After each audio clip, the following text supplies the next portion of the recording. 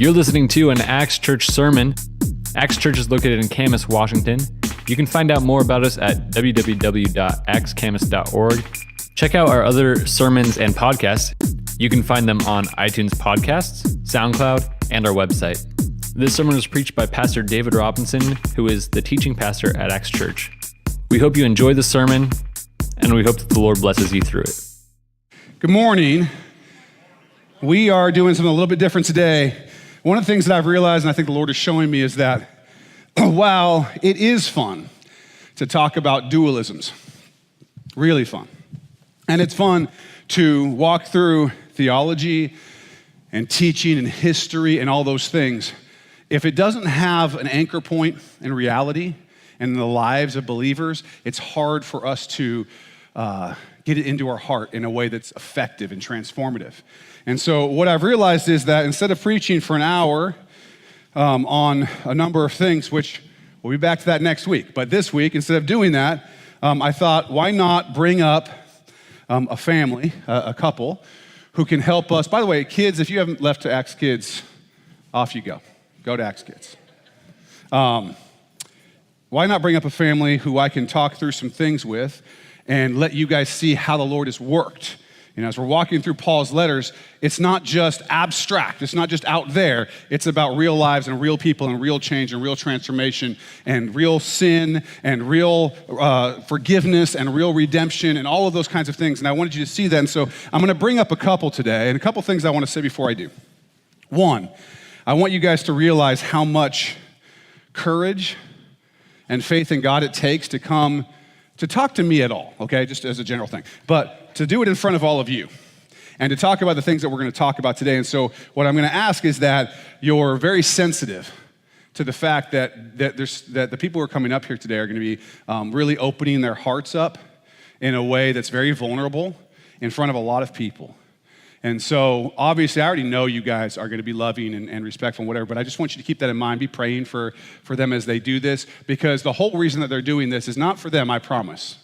It's for you. And it's for Christ. It's their love for Christ and his love for you that's driving them to want to have their story have an eternal significance in your life. And so we're going to talk about some things that they've had to walk through in life, and we're going to talk about stuff that they've had to deal with. We're going to talk about their own sin. We're going to talk about all kinds of stuff, and I want you guys to let the Lord speak to you about how he can, as he has for this couple, as he has for this family, how he can come in and redeem the things in your life. And so I'm going to ask Pat and Jen McKeever to come on up. Give them a big hand.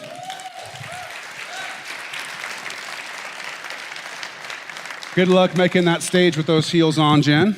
Look at that. There's like no thing at all. We'll see how she's on the way down. Graceful, yes. So I'm gonna pray first, and then we're gonna get into this. So Father, I just pray that you would be with our church this morning as we're kind of sitting here as a family, walking through some real vulnerabilities and some real difficult stuff to talk about, Lord. And I pray you'd give Pat and Jen the strength, Lord, that you'd protect them spiritually, physically, and in every other way through this, that we can hear from them the things that you want to use, where you take the pieces that are broken and work all things together for good, as you tell us in Romans 8. And we want to see that, and we want to see how that's worked in others' lives, and we want it to give hope to those of us who are struggling. In your name, amen. So some of you know Pat and Jen. Some of you don't. This is them. That one's Pat, and that one's Jen. So just in case, I just want to make sure we're clear. We're starting out in the right spot. So I want to talk through, Jennifer, I'm going to start with you, and I just want to kind of talk through your upbringing and give the people kind of an idea of who you are and sort of what you've dealt with. You know, we talked yesterday. You told me that your dad had been married, 3 times, and then got married, had some kids from these other marriages, and he and your mom got married, and they were wanting a child, and that was you, right? Right. And I get told often that, especially when I'm in trouble, that I tried for years to have you. Yeah. So I get the mom shame a lot. A lot of mom shame going on there. Yeah, that may be a theme. We'll see. So you were the special child that was born to your dad and mom, and then you have a sister also that came after. Total middle child complex, in case there's any middle children out there. right here. So I think we're going to bring that up right now. So you had a couple brothers, Michael and John, that you were close to. And they were older than you. And when you were in the third grade, your brother Michael was 20, and he died in an accident, in a construction accident. Talk to us about how that affected you and how that affected your family and how it made you feel. So our family was your typical blue-collar redneck family. Like, we hunted together, we fished together, we fought together, and it was a very big blended family. Like, we're talking 5 kids, 3 boys, 2 girls. 2 of the boys which actually lived with us. My mom actually raised my brother Michael from age 5. So I didn't realize that Michael wasn't my mom's son probably until I don't know when. Like, that's how close our family was. I didn't realize that we were a blended family. It wasn't ever a dividing factor, I guess. But when Michael passed, it was really hard for us because I was in 3rd grade. My sister's 3 years younger than me, so she, was a toddler. And I remember it was hard because he had left the home after he graduated high school and moved with his half-sister in Nevada. So he was states away from us, and we hadn't seen him the whole time he had been gone. And when my parents got that call, what I remember was feeling like my life stopped. Like, I stopped being 1 in 5, and they were gone, and now I was trying to still be me, but they were so protective of my sister and I after that point, because I think when you lose a child, it uproots your whole life. And because my sister was the baby, I think my parents did the best that they could do and invested what little that they had left during the grieving process in her. And I think they just thought, she'll be okay. Like, she's fine. This isn't a big deal. We're shielding them from this. But it was 13 years of court battles over this case. Obviously, it was a work-related accident. And so I don't think my family ever grieved fully. And I most certainly didn't grieve for many, many years, just because I don't think I knew how. Yeah. You talked about sort of like it felt like you and the rest of your family were sort of living in the shadow of Michael's death. Yeah.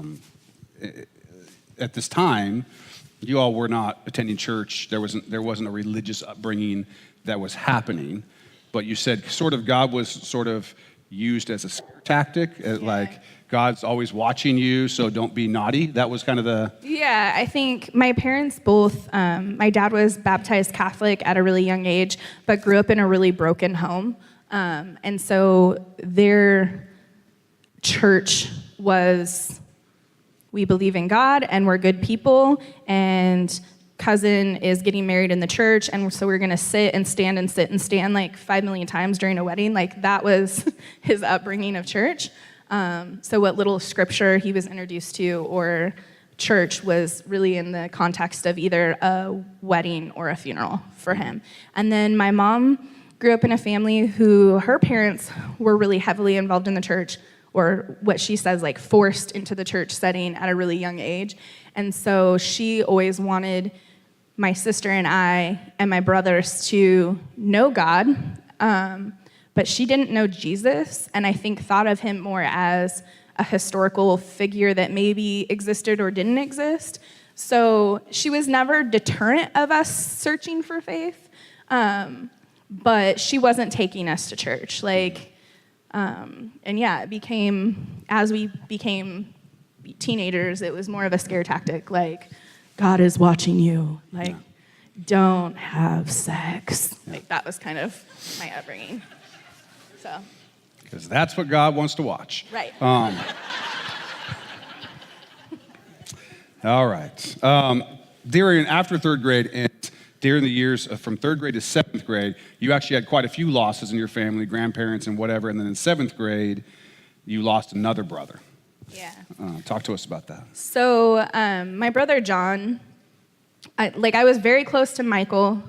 He was the middle of the three sons, or the last of the three sons, so the youngest, and the middle child. And him and I were very close just because we were about 10 years apart. So he was my idol growing up. Like, Michael's so cool. I can't wait to be in high school. He's just a neat dude. And always kind of took my sister and I under his wing and were really protective. And then John was like I think we're 14 years different, so it wasn't that big of an extreme, but he was the one that was already married and off doing his own thing. So he'd be the one that him and his wife would babysit my sister and I when my parents had something to do. So I thought of him more as another parental figure, I guess.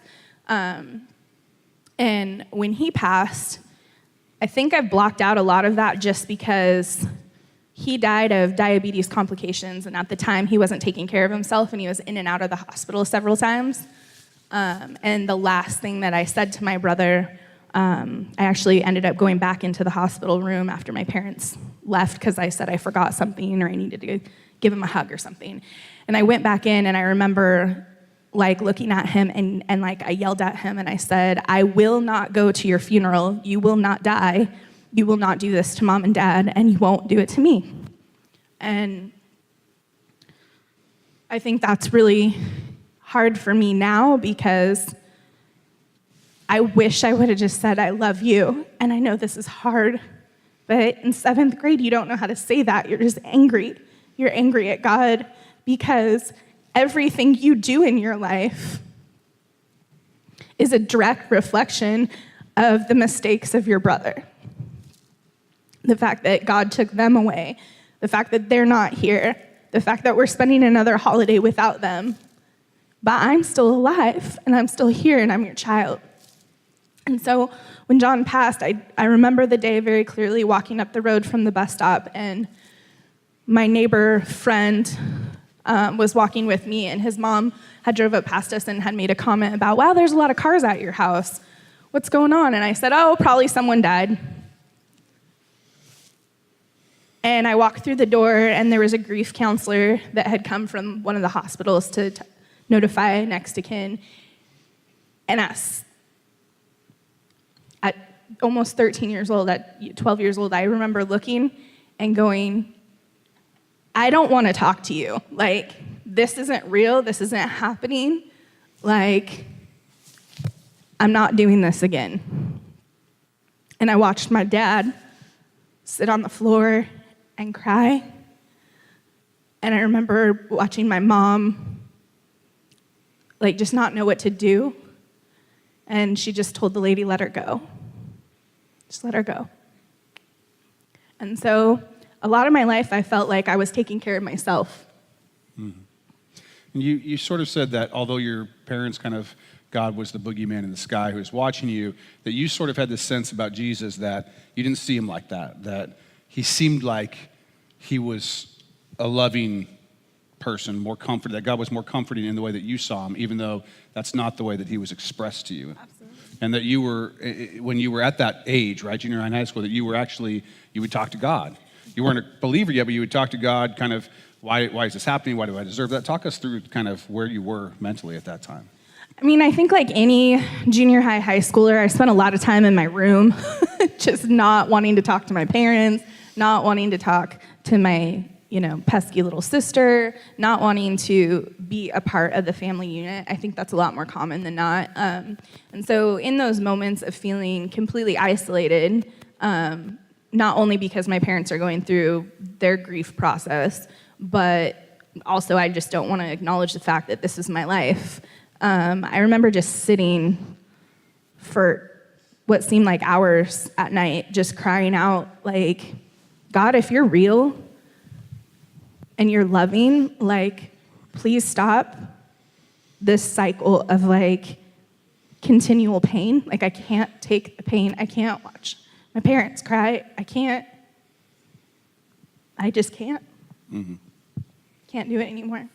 Now, the time you attended some churches from time to time or whatever, and there was a young life group at your school, but something really interesting, something that for the younger people here and the older people here, I think this is worth hearing. You said that you were sort of jealous of all these church kids that you saw because they seemed so happy. Yeah.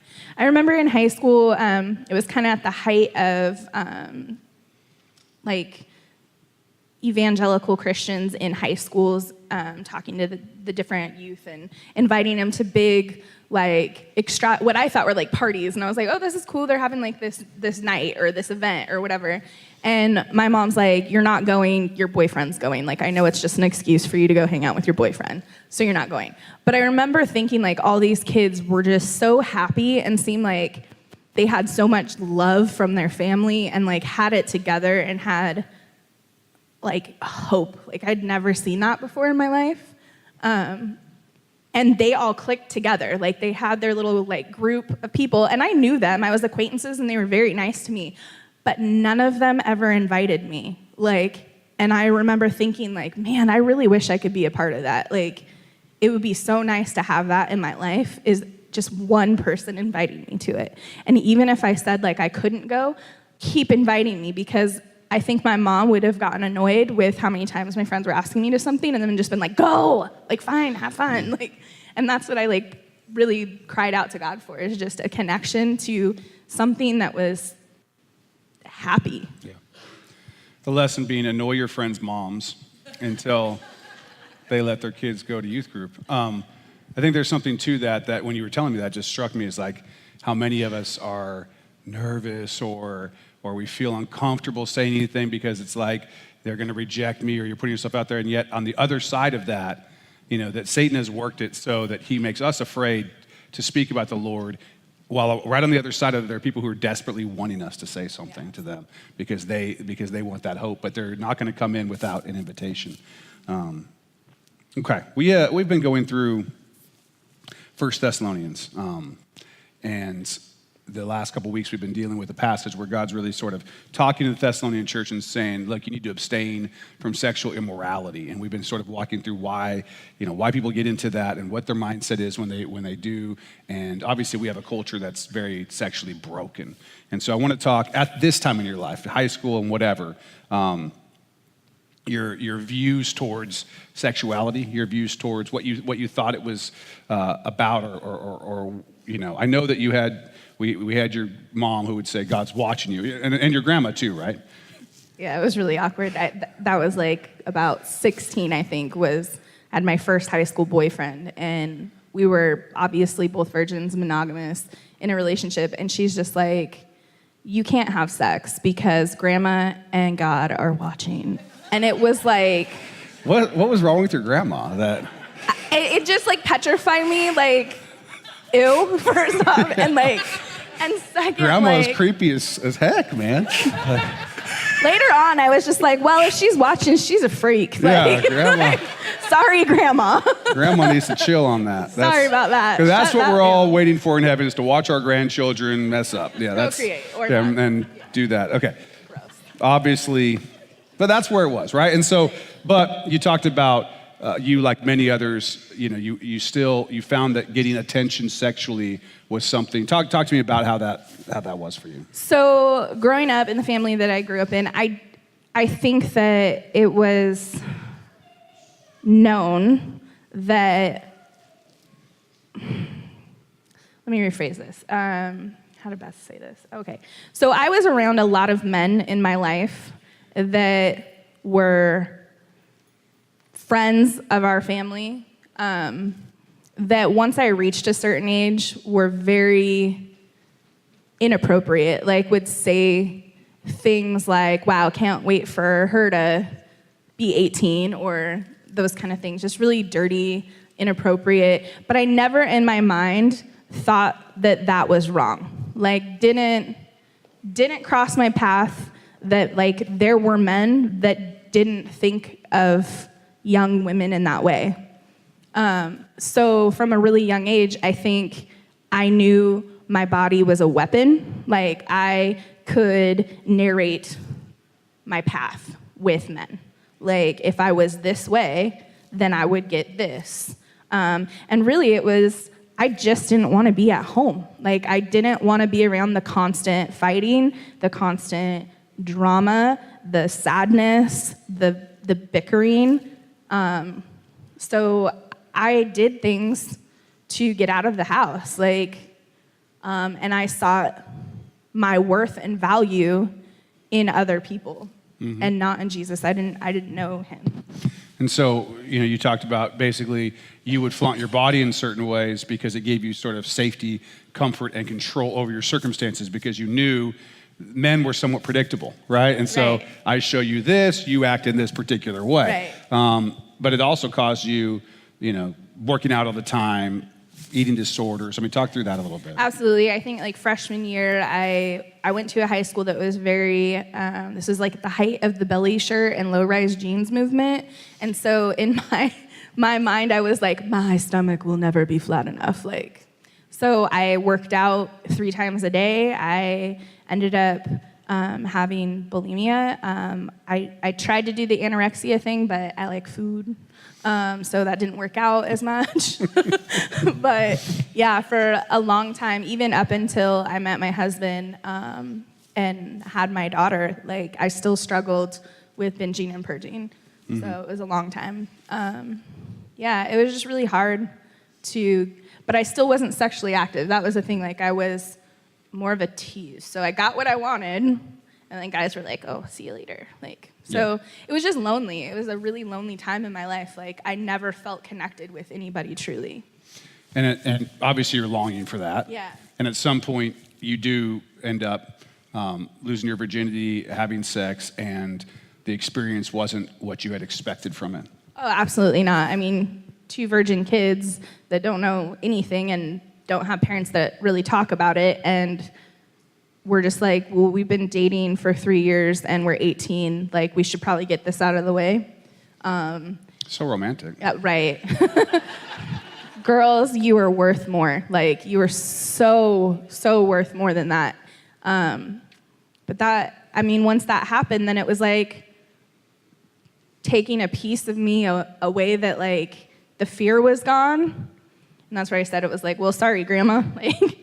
And then, that expanded into other men that my family probably should have protected me from and said, no, you're not going to do this and ground me. But at this point, I'm 18, so what are they going to do? Yeah. And I was still living at home. And so I ended up in a relationship for 3 years with an adult man. I'm 18 and he was in his 30s. And so that really skewed going into my marriage, what it looked like to have a loving man that would take care of me. Mm-hmm. He wasn't a bad person, he just was broken, and he really projected a lot of those broken pieces onto me. Yeah. But, and I'm going to stop your story because we're going to jump on to Pat's story. Then you met Pat, and we'll leave that there because I want to walk through some things with Pat. Pat, you also kind of started out with a family that had some loss. It was a blended family also, but your father had lost a son to drowning at some point. Is that? Yeah, is this on? Yeah. Okay. So I come from a blended family as well. I have 2 older brothers and an older sister. Me and my brother share the same dad. Me and my sister share the same mom, and I'm the only kid with both at home, which puts some animosity amongst us brothers and sisters a little bit to an extent. But my dad, he had lost what would have been the brother that was closest to my age, the youngest of the 3 of them, to a drowning accident at between 3 and 4 years old. And when that happened, his wife at the time went off the rails. And Dad ended up taking the 2 boys and moving from Minnesota out to Washington, which is where he met my mom. And then his ex-wife followed not too long after that, and to be with her sons. And so when my dad and mom got together, she would tell my older brothers, that woman's the reason why we can't be a family, that, she's ruining our family, she's breaking us up. And then when I came along, she would tell them, he's just there to replace your actual brother, he's not your actual brother. So my brothers, for years, I was the one who replaced their actual brother, so I was not worthy of being their brother. And got lots, more than your normal sibling, bullying, rivalry. They were real rough on me. And I never made the grade with them in any way. Still to this day, we still have animosity between us. But they just, that was our family. And my dad ended up adopting my sister later on. And, but where we lived at, we were in Eastern Washington, about an hour and a half north of Spokane, and we lived in the middle of nowhere. We lived on a horse farm, and we raised and trained horses, and our closest neighbor was 3 miles away. So we were all... And how did you get to the closest neighbor's house if you wanted to go see him? You saddled up your horse and you rode to your buddy's house. With a gun on the back of the saddle. Yep. At 8 years old, I could saddle my own horse and grab my .38 and take off to my friend's house. That was just the lifestyle we had. Ram tough. Right. Girls, find yourself a cowboy. Yeah, that's right. But, that was just the life we had. It was a different way to grow up. And, there were times where we were real close, us brothers and sisters. And then other times, when the boys come back from a visit for the next, 2-3 months, I was that guy again. So, that was a hard thing to deal with growing up and, feeling like the odd one out in your own family, being, the kid who has both parents at home, your siblings having some jealousy about that. So, it was rough. And then we moved in 94. Dad got done training horses and wanted to do something new. So we moved from up by Spokane down here to Washougal. And at that time, my brother had graduated high school, so he was out of the house. So it was just me and my sister. And we became real close after that point when it was just the two of us. But my parents at that time were doing at-home business, and it was all business all the time. And so we were kind of had to fend for ourselves and do our own thing. Our parents were always there for sporting events or anything like that, but we knew if the lights were on in the office and they were at their desks, you don't go out knocking on the door, you figure it out for yourself. Yeah. What did you think? I mean, I know that your mom has some religious background and so does your dad, but y'all didn't go to church. What were your thoughts about God? You've got, loving parents, but your brothers were pretty horrible to you. I mean, I think you were putting it pretty lightly here. They weren't nice to you. It was a tough life for you in a lot of ways. What were your thoughts towards God, or what did you think about God, or did you think about God at that age? Well, my dad, he was, he grew up in Minnesota in a Catholic church in a large Catholic family. He's one of 12 kids. And, he had his view on things that I kind of took his view of, he was very de-churched at a young age. I mean, as soon as he got out of school, he was, had some horrible experiences while he was in school. So, I took on that view of it, and to me it was, what those other people do, something that people go and do on Sunday. I didn't have like a relationship. I didn't really look for a relationship with Jesus because I didn't know him. I didn't know about him or know what there was there. Yeah. What about, I'm going to ask you the same thing I asked Jennifer. What were your views towards, or what did you grow up thinking about sex? I mean, you probably wore the belly shirt like she was talking about. Totally. There's football pictures. But it was under the shoulder pads. It was under the shoulder right, pads. right. Okay. I grew up. My dad instilled a lot of, your woman is your queen, and so the respect was very much there, but it was also, that was what boys talk about, and what boys think about, and everything I thought I knew was wrong. What advice I did get probably wasn't the greatest. Yeah. I never had the like Jenny with the, grandma's watching. That was never one of mine. It was... Your grandma wasn't as creepy as Jen's. Right, yeah. Thank you, Jesus. Different family. But it was, at that point in time when I was going through high school, it was very much kind of the peak of, or not the peak, it's still going on really bad now, but, it was, I had friends who had gotten in trouble from having sex with a girl who was 1 or 2 years younger than them. And then her parents found out, and they ended up going to jail or having a record or all kinds of different things. And so I was kind of taken back on the sex part of it. I was doing other things that I shouldn't have been doing, but I kind of held back on that because of fear. Not only fear of getting a girl pregnant at 17, 18. I waited till 19, so I did a lot better. Good God. But I was graduated by then. Yeah. You were legal. Yeah, right. But I didn't have a good view of it. What I thought of it was not at all what it is. It's not what a relationship is.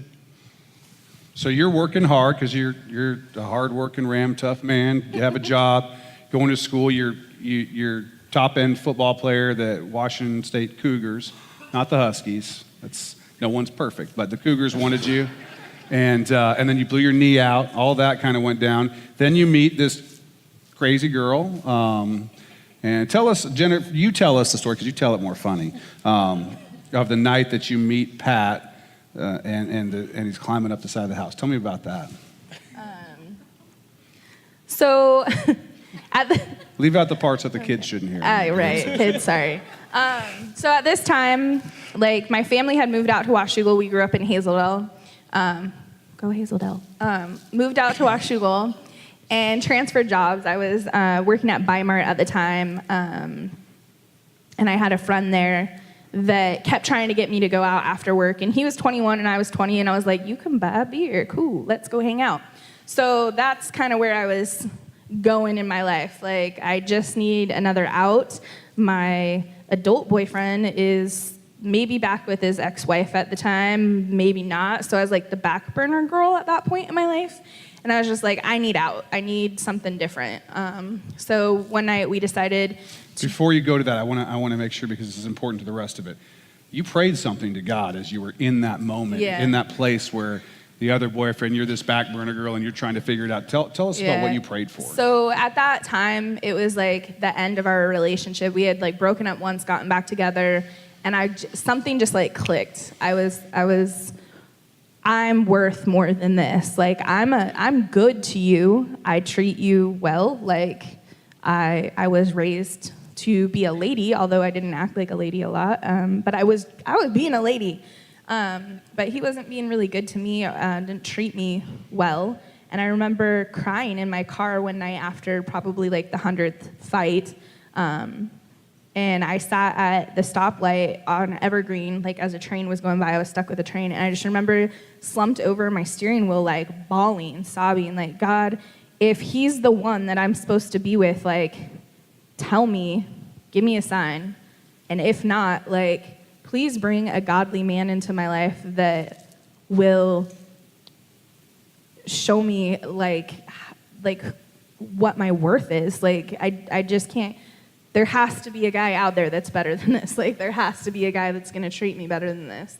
And so I went with my friend to his brother's house, and we were hanging out, and we were locked out of the apartment because the guy that owned the house, his girlfriend was crazy and locked him out of the house. And along came Pat, and I remember not really thinking much. My headspace was not in the dating game at all, was not looking for anything else, was ready to be a nun and celibate. I did not want a relationship. And here comes Pat, and he's like, why are we not in the house? And decided to scale the side of the apartment complex, and then stood on the balcony and broke into the apartment and let us all in. And I remember thinking, dang, he can climb fast. Guys, learn how to climb fast. That's my redneck girl was, he's the best. So actually not. I just thought, man, this kid can climb. So we went in there, and he was so when his girlfriend gets back, just tell her that you're with me. And I'm like, dude, I do not know you, and I do not need your help. And he's like, no, you haven't met her. She's crazy. And I'm like, well, you haven't met me, so we'll see how this goes. And she came in, and of course, profanities were thrown, and she's like, who are you? And I was like, well, my name's Jen. Who are you? And she's like, well, this is my house. And I was like, well, I'm sitting on your couch. So she's like, I like you. And so we became friends. And he was just like jaw dropped, like, no one has ever gone toe to toe with this girl. And I was like, okay, please, geez. I've seen this girl who was like 100 and probably 60 pounds, 5'8", run guys that are pushing 300 out of a room. Yeah. Mind you. She's Okay. crazy. But anyways, he was just like, dang, like never seen a girl go toe to toe. So that So was, you think it's pretty cool that he climbs inside the house. He's amazed that you're so tough. Right. Meanwhile, what ensues from there is several weeks of Pat basically chasing you down, right? Right, which I had hanging out no with your clue. mom, like. yeah. So we talked that night. I didn't think anything of it. I actually did not remember his name. The friend from work was like, hey, Pat wants to hang out again. Pat wants to hang out with, and I didn't want to be rude, so it was like, who's Pat? And he's like, you know, the guy. And I was like, the kid that climbed the balcony? Like that one? And he's like, yeah, that one. And I was like, cool, we can hang out again. Like, I'd love to hang out. And so, yeah, he really pursued me for a long time, like would leave flowers on my car and notes, and I know, he like literally was the sweetest guy. Pat's got game. Yeah. And I broke him. Like, I was like, ew. And like cute, but ew. Like, and he hung out with my mom until I got off work, and I thought that was really weird, but she loved him and was like, you need to marry this guy, he's awesome. So, Which did eventually happen, but first you all got pregnant, and another instance of sort of your mom using sort of the God shame thing on you. You experienced some of that. Tell us about that. So we met in like June, July, dated. I basically moved in with him because that's, I guess, in my mind, a way out of my house. And then we found out in December, right before Christmas, that I was pregnant. Mind you, I already had a ring. That was her Christmas present that year. I was going to ask her to marry me. And so her parents they knew about this. They had actually, the diamond in her ring is one of her grandma's diamonds that I had taken and had set into the ring. The one that's watching. Also, ew. Yeah. So there I was at almost 21 years old, pregnant with our first child, and now gonna be a bride, obviously, because that was my first thought. Like, we're gonna get married. I'm gonna do this right, and then, oops, I now have a kid, but I want a baby too, and I always wanted to be a mom. So I was like, bonus, it's all just happening at once. But my mom didn't talk to me for 2 weeks. Basically said that like I was having a bastard child out of wedlock, and that God, which is it's just so weird to me, not having that upbringing, that's really how she felt God saw me.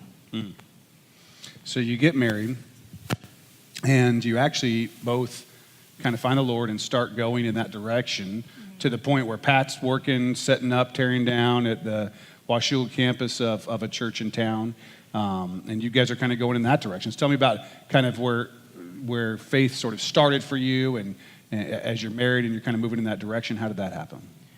So my sister and her husband at the time were attending a church in Vancouver, and they had been pursuing me to go for some time, and I was, working 60, 70 hours a week, super busy, and my thought was Sundays is like my one day of the week that I don't have to work.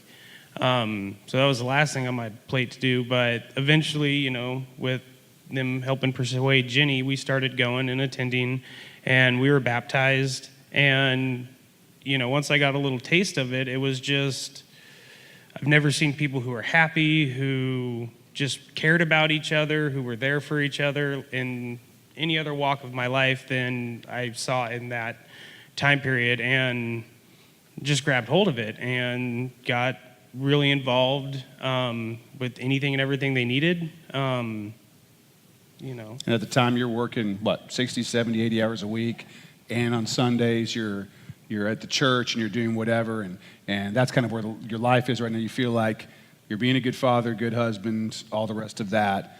But meanwhile, that's not where you were at the time. And before we get into this part of it, I just want to, those of you who are in here, this is family talk, okay? especially you young people. Jen and Pat's kids aren't in the service right now, and we're not really wanting people to share with their kids what they're sharing now. So just please respect that. But that's not where you are, and so tell us what happened. So for me, I was really on fire for Jesus. I got it. It instantly felt like freedom. It felt like joy beyond anything that I've ever felt in my life. I just had my daughter. We were baptized together, actually, and that wasn't planned. Like, it was a spontaneous baptism, and I didn't realize he got in line right behind me. And so they said, well, do you guys want to be baptized together? So for us, or for me, I guess I won't speak for Pat, it was very symbolic of our marriage. Like, we are now being baptized together in our marriage. And not that we didn't take our marriage it was a pretty religious ceremony. And we did premarital counseling through a pastor. But that for me was like solidification of we're in this together, like we're walking with Christ together. But then the loneliness set in. I really feel like the enemy was just trying to remind me how he wasn't there. All those feelings of not feeling worthy and lonely and isolated. He would come home, and I know now, like, he was just exhausted. Like, that's the first year of marriage, you're exhausted. We had a 1-year-old at home. It was the first time him and I had ever been on our own in our apartment, and I spent a lot of time there with my 1-year-old, not having any adult communication. Like, I had nobody. And the little bit that I did always revolved around my daughter. So it was like never anything to do with me or my feelings or my life. Like, it was all centered around my daughter. And then when he came home, he was exhausted. And I was so lonely and isolated. I just wanted to feel loved on. Like, I wanted to feel like someone cared or wanted to be around me. And it really wasn't Pat's fault. But in the time, I really put a lot of the blame on him, because I felt like, well, if you were here, like, things would have been different. And so what happened? So at some point, I rationalized that I would find comfort in another man who was actually a friend of Pat's. And that affair went on for about a month. And he kept rationalizing to me how, I do all this stuff, and so, like, you should be happy, and if this makes you happy. So it was a lot of very intentional, like, grooming to stay in this relationship. And at some point, I just dropped on my knees and prayed to the Lord, and I was like, I can't do this. Like, this is going to tear apart my family, and I can't look at a man that has always treated me with respect and dignity and love. I can't continue to pursue this relationship. Like, this is not what I wanted for my life, and I know this is not what God wanted for my life. And so he came home from working out of town, and I had to confess to him what was going on, and that I broke off the relationship, and that I don't know how you're going to forgive me, but I hope you can, and I'm so sorry. And so Yeah. when you confessed the affair to Pat, I want to take us back to that time when you had prayed that prayer to bring you somebody, and you kind of expressed to me that you felt like God had answered that prayer and that you'd sort of defiled what God had answered. Tell us how that made you feel. Absolutely. That was like the hardest part. In fact, even expressing that again to David yesterday, I was like in tears, because the hardest part of that sin was knowing that this is going to take Pat away from God. Like, I knew that instantly. I knew that. And I was like, he's going to be so broken, and it's my fault. Like, I made this choice to sin, and it's going to take him away from the Lord. Like, if our marriage doesn't work, I know he'll find somebody else, and God has somebody else for him, but I don't think he'll walk with the Lord, and that just, it killed me. That I could do that to a man that was so kind to me. And it did make you feel betrayed, but not just by her, kind of by the faith as well. And you walked away, right? Tell us about that. Yeah, I was, like I said, I was on fire for the Lord, and when this all happened, it was actually like late Saturday going into Sunday morning when I found out about all this. And I, just like always, time to go to church. And 5 a.m., go pick up the truck and the trailer, head to do setup, and I get about 3/4 of the way through setup, and I go over to talk to the pastor and kind of tell him what's going on. And at that point was when I, kind of broke down and lost it. And by about 3/4 of the way through service, I got my daughter, and I was done with this. I was like, how dare you do this to me after I've been doing all of this for you and sacrificing the one day of the week that I have that I could have been spending with my family. And because I was, from 6 o'clock in the morning until 1, 2 o'clock in the afternoon at church, taking care of, cleaning afterwards. And I felt completely betrayed. And You felt like God had betrayed you. Yes, I totally felt like God betrayed me. And, I was doing all this serving and all this work, and this is how you repay me with this?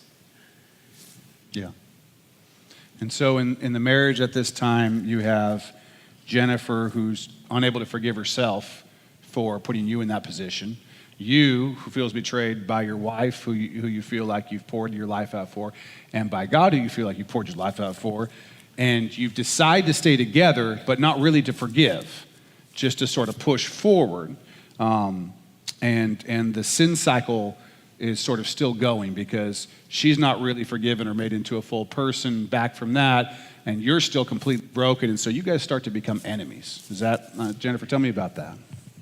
Yeah, I would say that, and rightfully so, like, I felt so deserving of that treatment. Like, I pushed him to the limit, like, and this was my punishment. And we fought and fought and fought and fought hard. And even after I decided to go back to church and I was repenting for my sins, which, by the way, I did pretty immediately. Like, I was still walking with the Lord through all this. So I was repenting, I was praying, I was asking him for forgiveness. I had forgiven myself, and at some point in one of our mini fights, I just said, I know you can't forgive me right now, and you have every reason, biblically and otherwise, to not forgive me.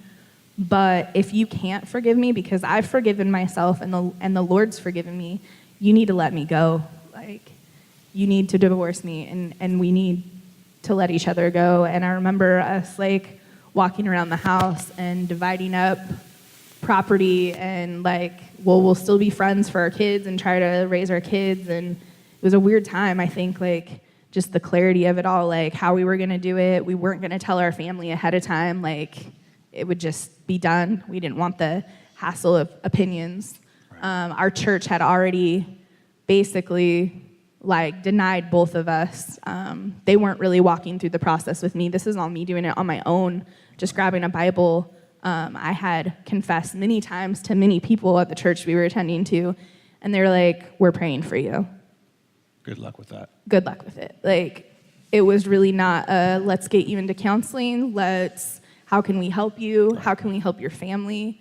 It was, I'm praying for you. And so one of the things to this day that stuck with me is, like, intentionality in prayer. Like, when you say you're praying for someone, like, lay a hand on them and pray, or write it down, or do something. Let them know that you are genuinely praying for them, because that was the most wounding thing ever in my life, to be going through something and be so honest about it. And, like, I know I messed up, but I need help, and I need someone that knows more than I do, or that's walking with the Lord deeper than I am, to come alongside me and help me through this. Yeah. That wasn't happening. You needed some discipline, and you just weren't getting it. Absolutely. And there was no accountability at the time because you weren't really going to church and so on. But let's talk about the road back.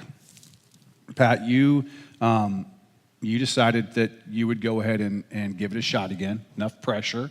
I know Jen can be persuasive. Is that a good way to put that? Verbally repetitive. Verbally repetitive, yeah. She's not a nag. She's verbally repetitive.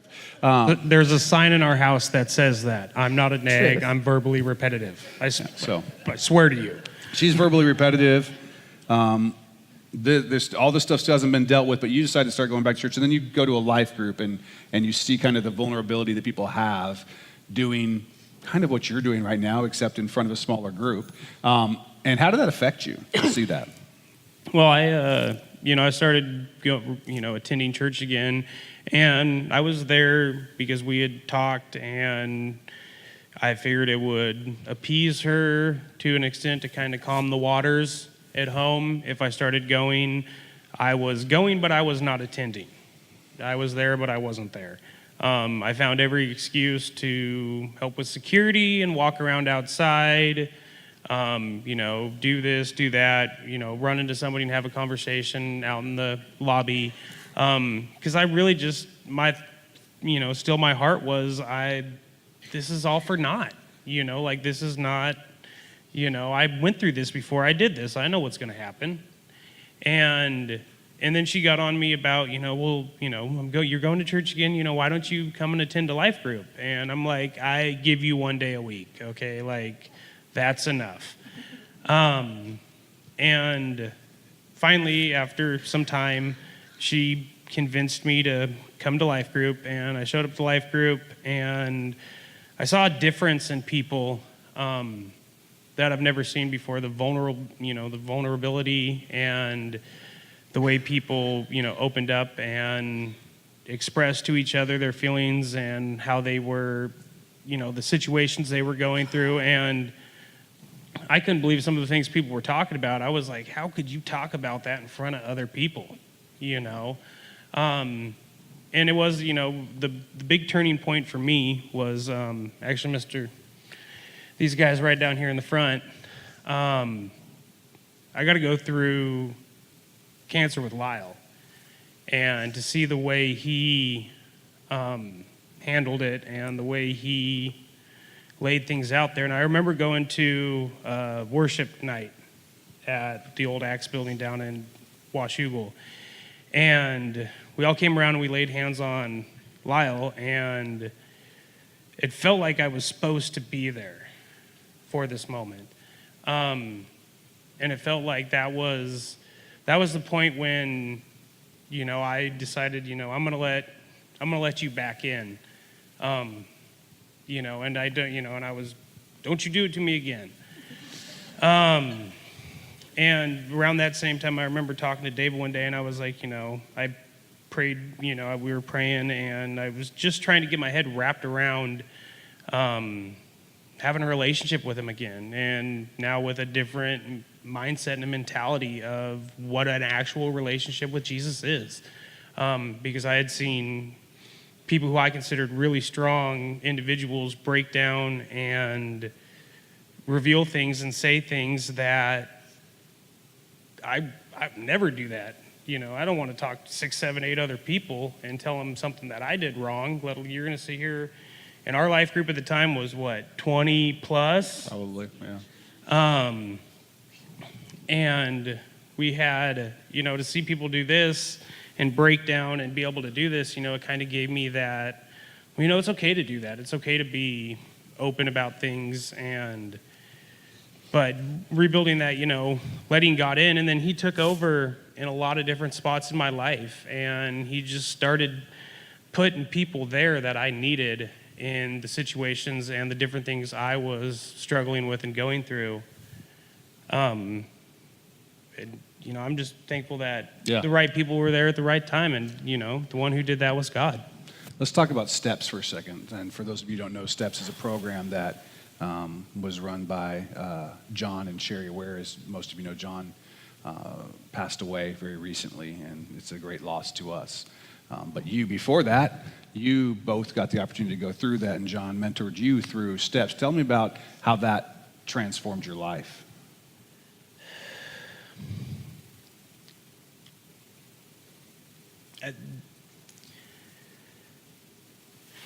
That was one of the hardest things I've ever done, going through STEPS. And by the grace of God and by some amazing people in John and Sherry that have blessed more people than I've ever seen.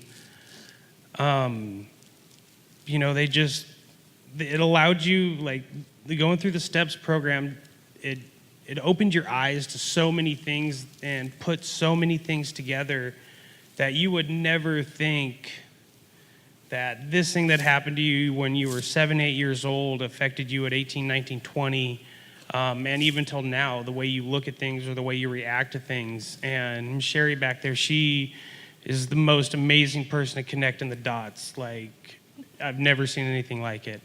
But they were, just being there and opening themselves up and letting me have the time and giving me the grace to take my time at it and open up a little bit. If it wasn't for John and some of the talks that we had, I would not be sitting here in front of you guys all right now. I've been nervous as can be the last 4 days. I haven't been sleeping. I haven't really been wanting to eat, thinking about today.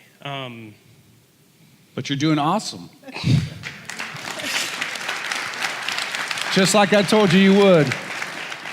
So, and Jen, you went through, if you want to say anything about STEPS, obviously the sin cycles that you had in your life, the root problems, obviously so many things that were affected there. You want to? I just want to say, even before STEPS, I won't mention names, but there's a gal that's here that I've known since the beginning of coming to our church, and she's spent so many times praying with me after service, and faithfully sends me encouragement weekly, if not daily, and I really don't give her the credit that she deserves, but thank you. You know who you are. If it weren't for people like her and Sherry and many others here that continue to press into us and pull us back towards Jesus, we wouldn't be here. We wouldn't be married, guys. We wouldn't be raising children. We didn't grow up in the church. Our children are now church kids, and it freaks me out because I don't know how to raise church kids because I wasn't one. They're totally church kids. So, right, have you met them? Sorry, still heathens. But if it weren't for STEPS class and Sherry, pinpointing down really some of my roots, helping me get to the meat of it, I was so angry, and I'm sorry if that anger has projected on many people here, I'm sure.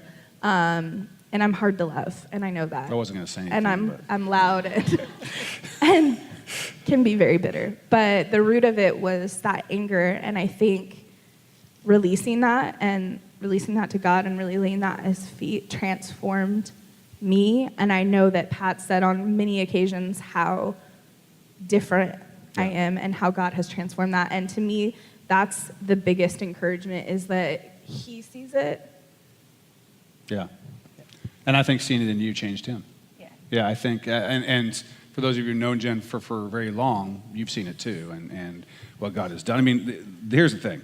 God's restored your family. There is forgiveness now. There is a moving forward. There is trust. There is all these things that just never could have come from anything but Jesus. Ultimately, this story is about God. Yeah. The story is about Jesus and calling you to Himself and saving you and being with you and making sure that whatever happened with all our mess and whatever, that He continued to work in you. And so, there's nothing that's quite so powerful and amazing and beautiful as knowing that you're in a story that you can clearly look to and see that Jesus Christ is the hero and the center of that story.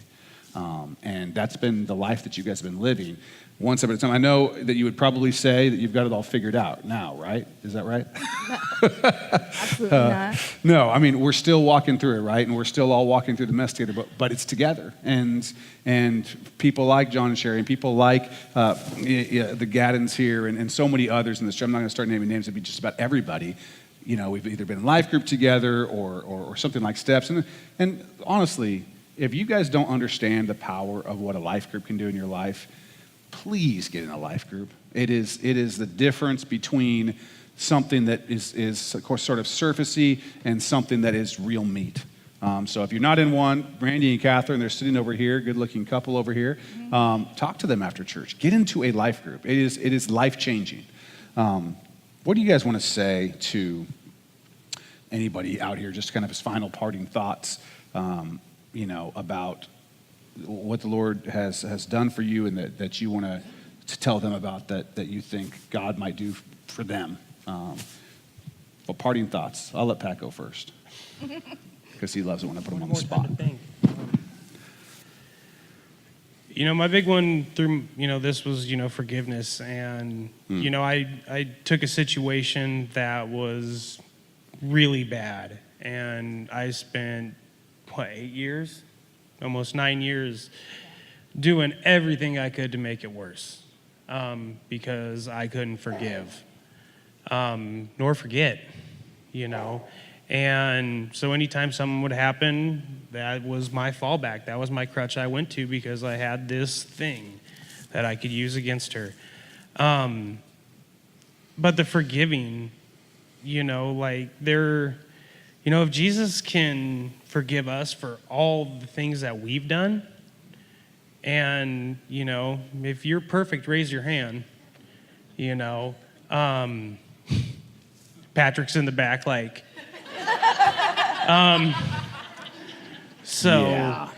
but if he can forgive us for all of our indiscretions and all of our mistakes, and then we do it again and he forgives us again, because we're not perfect, then can't we forgive somebody for a mistake, whether it's big, small, or otherwise? I was raised where anything's worth fighting for and worth working for.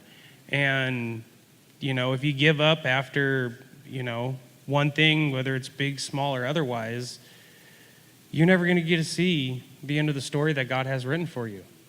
You'll find a different story, but it's not the one he's writing for you right now. That's why you fight for things and you forgive things, and you go to people, go and ask your brothers and sisters. If you need help with something or you're battling with something, find somebody and lean on them. Opening up to people is not an easy thing. It's really not an easy thing for me. But I'm getting better at it. Mm-hmm. I'm practicing it. And just, lean on the people around you. That's what God puts us in this family for, is this group of people here. They're family members, and I know so many of them out here who would, give you the shirt off their back if that's what you needed to in that moment. The belly shirt. Yeah. Pat's a preacher, man. That was awesome. Good for you. Yeah, absolutely. These are great words. Jen?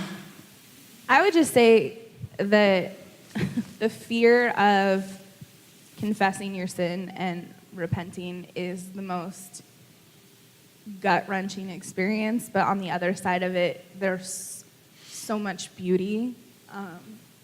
And I would say to anyone that is still suffering through hiding that sin or living through it, press in, guys. Release it, really, truly release it, and move forward into the freedom that Christ has for you. Don't keep holding it in, and don't let it take root and grow bad fruit. That man should be on a t-shirt. Let me just say, Lyle, hook me up. Really, don't let that bitterness keep growing. And also, don't be afraid to be rejected. I lived a long time feeling fear of not being judged and not fitting in and not being a good Christian. Don't be afraid of that, because for every one bad experience, and believe me, I've had more than one in churches, there's 20 other good ones. And I would say that my primary focus now, I think for both of us, is focusing on that good that God has every single day in the hearts of every one of you. So just be not afraid. Yeah. You guys are a good example of those who will find the joy of the Lord even in a difficult time. And I appreciate that in you. There was a verse this morning, it was actually just the verse of the day on Bible Gateway. But I will sing of your power. Yes, I will sing aloud of your mercy in the morning. For you have been my defense and refuge in the day of my trouble. And I don't know why, but it just reminded me of your story and the power of God, the mercy of God, and that he's our refuge in all of this stuff. All those years that each of you are just holding on. for dear life, and yet we get to see the beauty that God works all things together for good, and you have two beautiful children that are church kids now and whatever. Even though there's a very broken story in so many ways, God has put these pieces together and has caused you to be able to love each other in a way that's supernatural, in my opinion. So thank you, guys. Give them a hand.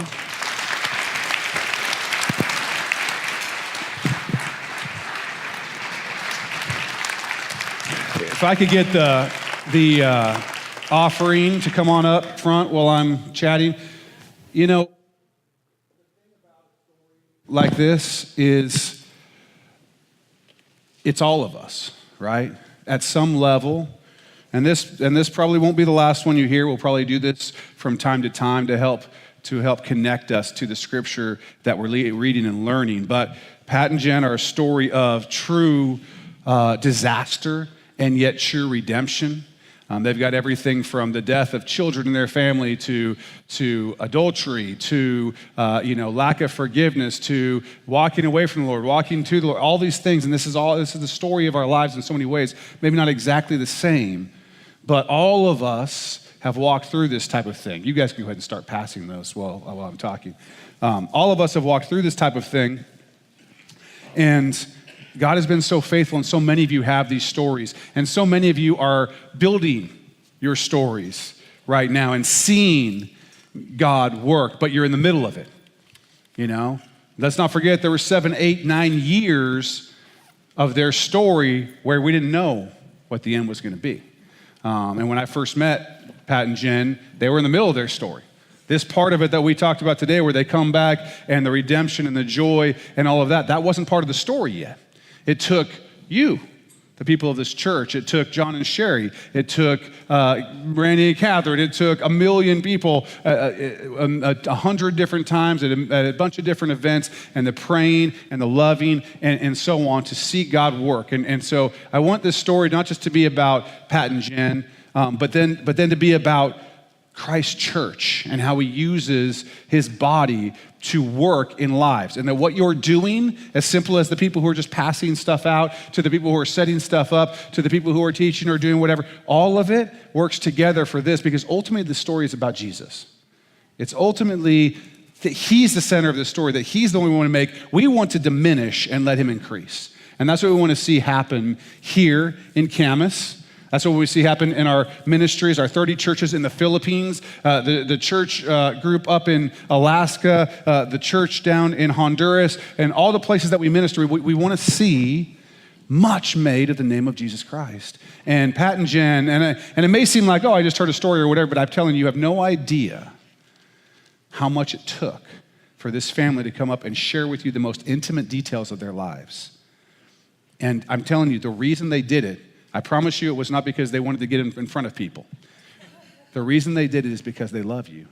And they're hoping that their story can inspire you to draw closer to your God.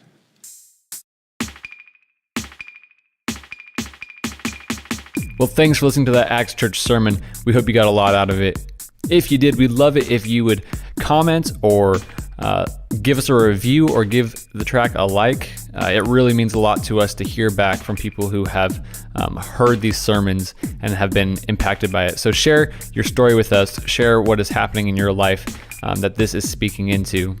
And remember, you can subscribe to our iTunes podcast or through SoundCloud so that you can get all of our releases as soon as they come out. Thanks again for listening, and we'll be back with more next week.